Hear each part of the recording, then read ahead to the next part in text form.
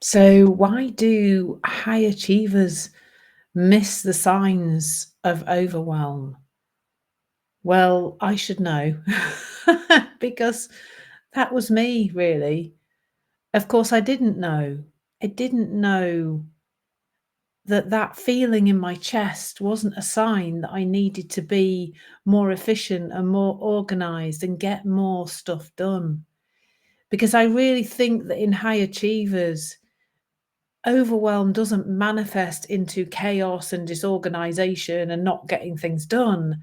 It manifests into the absolute opposite of that. Total and utter control freakery, as I like to call it. And I call it that because I am a recovering control freak. I'm not sure if the people close to me would agree that I'm recovering yet. But that is the thing about when we feel overwhelmed, when a high achiever feels overwhelmed, we don't usually grind to a halt. We tend to do more. Now, we may do more of the not very helpful things. So we may do more procrastinating, but we will be busy. We will always be busy. We will always be trying to control the situation in our lives because when we have that feeling of overwhelm, it really looks like the way to get rid of it is to just do something, doesn't it, in the world? And it was only very recently that I saw this differently. I'm not sure what overwhelm feels like to you, but to me, it feels like somebody is like literally sat on my chest. I can't breathe because they're sat on my chest. It feels very heavy, kind of here in my chest. And for a long time, I thought that the way to not experience that was to just get more stuff done. I nearly said a swear word that I don't usually swear, do I, on here? But I just like it just felt like all I had to do to get rid of that feeling is to be more competent, to be more organized, to be more efficient, to get more stuff done. And it felt to me like the only relief would come if I got all those things ticked off my to-do list. Now, that's kind of what happened some of the time, but some of the time it just felt like busyness itself was the relief to the feeling of overwhelm. So I would be busy doing things, but they wouldn't be particularly the things that were helpful to me and my business. And I think there's something to see here around, how quietly the body whispers to us. Like I'm talking about this feeling in my chest now, but I would say I've only really become aware of that feeling really recently. To go, oh, hang on a minute, there's this heavy feeling in my chest because prior to that, I think I would have just kept busy.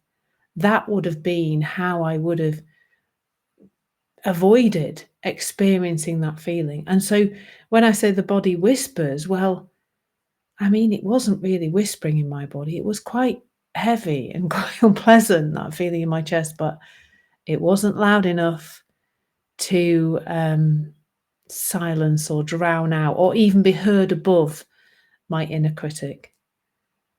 Now, for me, that inner critic had one word that it said most of the time, and that was more.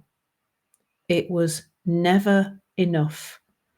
No matter what I was doing, no matter how much I was, getting done in every day, no matter how many things I ticked off that list, it was never, ever, ever enough.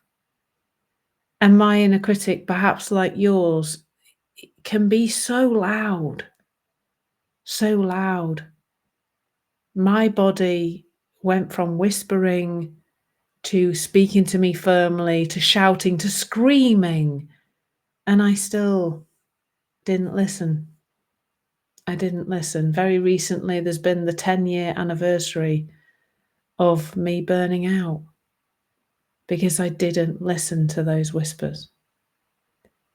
So maybe the first thing that I would love you to take away from this video is just to listen a little bit more, just to tune in a little bit more. Because no matter how much you do, the inner critic will always want more.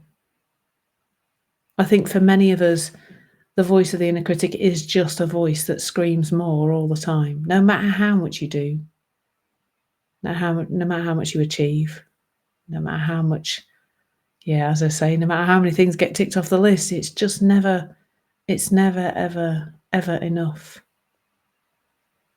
And so for me, another thing to think about here is that from the outside,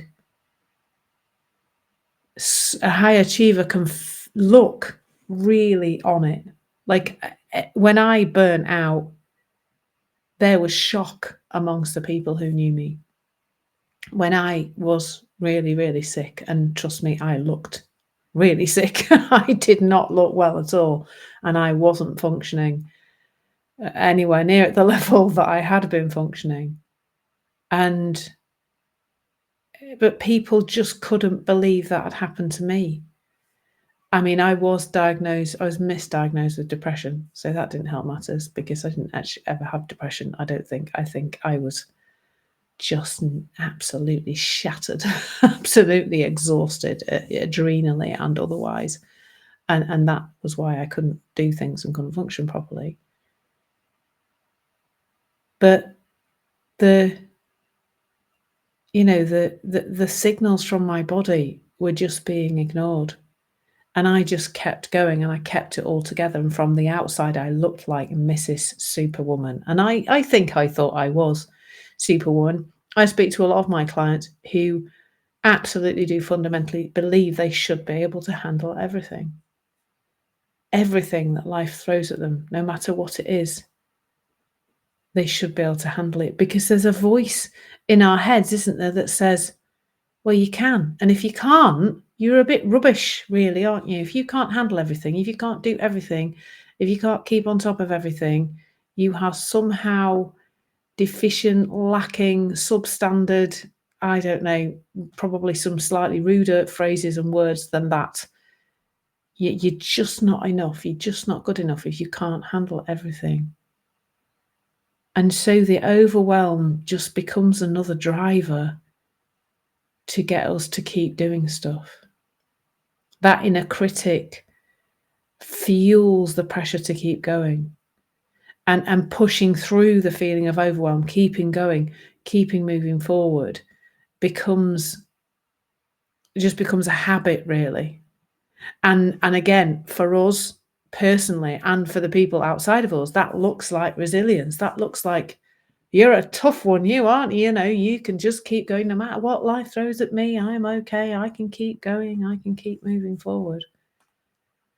And of course, for a high achiever, it's so potent and powerful, isn't it, as a driver? Because our entire identity, if you're watching this, you can probably relate to it. Our identity is achievement, and achievement at a high level, achievement at a superwoman level. And maybe this is a message for you to consider regarding yourself, but maybe it's a message for you to consider regarding somebody close to you who just seems to be holding it all together no matter what.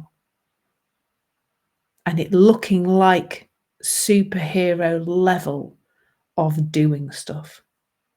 Invincibility, almost like absolutely. Wow, you're kind of wow to that person. Or maybe you're kind of wow to yourself, like, look how much I can do. Aren't I amazing? I think I probably had thoughts like that. I think like that was almost like another insidious little bit of chat from the inner critic going, push you hard, go harder, go harder, go harder, because you're amazing. You go on, you can do more, you can do more. Why are you not doing more? Look, because you're Superwoman. But it's pushing us over the edge. It pushed me over the edge. I don't want that for you. I don't want you to be pushed over the edge because it's exhausting. it's too much. So this feels like a good place to stop and to say to you to tune in, to realize that everything is not how it seems, and that you may appear to be holding it all together and on top of it all and be Superman or Superwoman. But it's not, you can't keep going like that. Eventually something will give. So maybe slow down and pause and reach out if this is helpful. Take care, lots of love, and do really look after yourselves, please.